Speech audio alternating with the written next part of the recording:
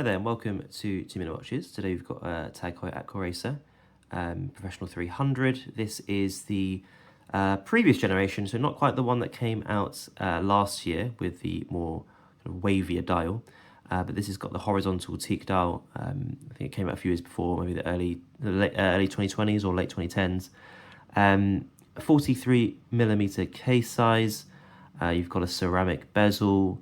You've got the teak horizontal pattern on the dial, so it's giving me a mixture of the Seamaster, which given a dive watch like this would kind of really evoke, but you've got also the Aquaracer kind of horizontal teak. I think they call it, is it the sailing deck pattern, which is really nice as well. So you've got two kind of features that I really like in watches anyway. You've got the dressy elements of it as well. You've got applied indices, applied logo. General, you've got a mixture of the, I think having the glossy ceramic as well, which is more of a recent trend, really makes it pop. So there's a lot of elements that maybe, I think Omega had it first. I'm pretty sure that Aquaracer had the teak dial first.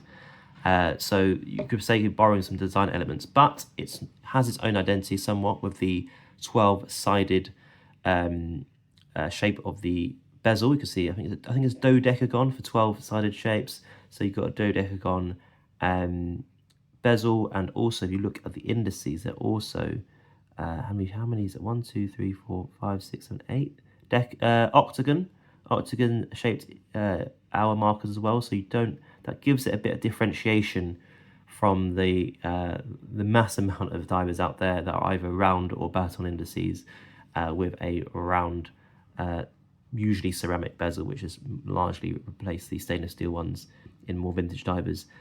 So you've got something that's familiar, classy, going quite popular for the kind of the blowing market, I guess, for sporty looking divers, but it's also got its own design language. You've got the circle cyclops, which may not be to everyone's taste, but I think it works quite well. I think it just makes it a bit more elegant and clean compared to if they put a square one at the 6 o'clock. And it gives it symmetry as well, which I'm not a huge fan of putting a cyclops at 3. Otherwise, yeah, you've got something here that I think adds a mixture of the new and the old. I've got it on the rubber strap here. As I'll show on the wrist shot later, I think it works a lot better to make it wrap around smaller wrists, given the quite large 43mm case size.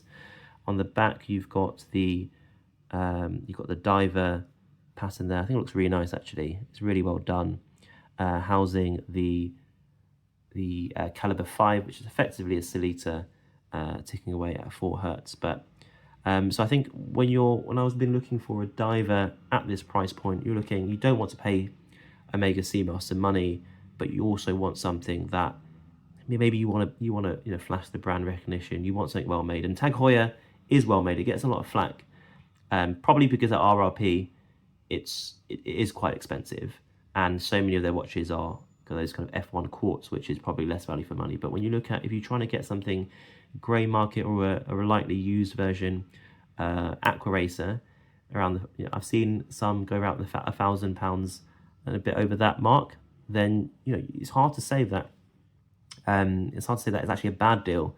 I say that actually the closest competitor, if you're going new, you can get a Christopher Ward, I think about 850 for some of their dive models, and you go a bit further, you can get, I guess it is the same Celita movement, but you are going to all those the big legacy brands there. So it's especially if you find a good deal online, you're inhabiting a space here where I think you can actually get real good value for money.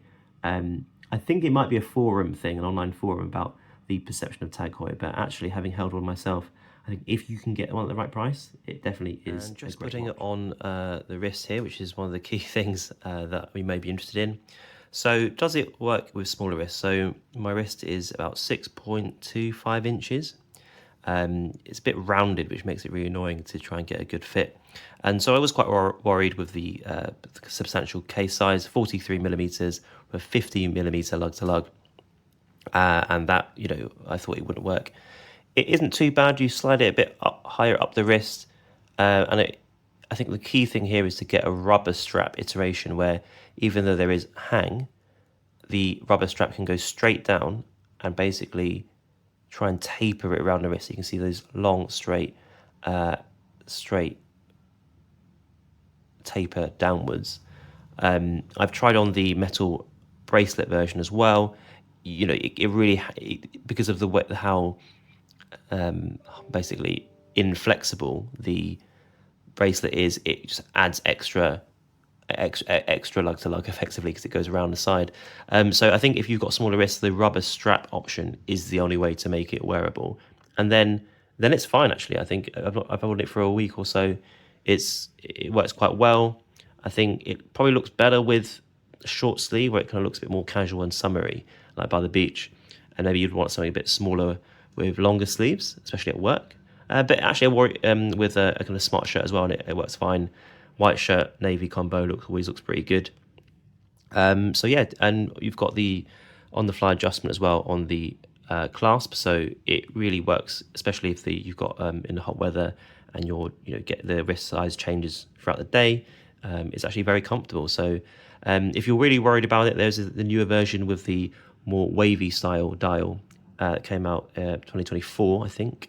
That slims down the case size by millimeter to 42, and I think the lug to lug is a couple of inches, so a couple of millimeters shorter as well, which makes it even more wearable. But especially with the second-hand prices, they haven't dropped quite down yet, I guess, because it's still the latest version. So I think, given the bang for buck, this is definitely one worth looking out for. Thanks for watching. Do like and subscribe, and I'll see you in the next one.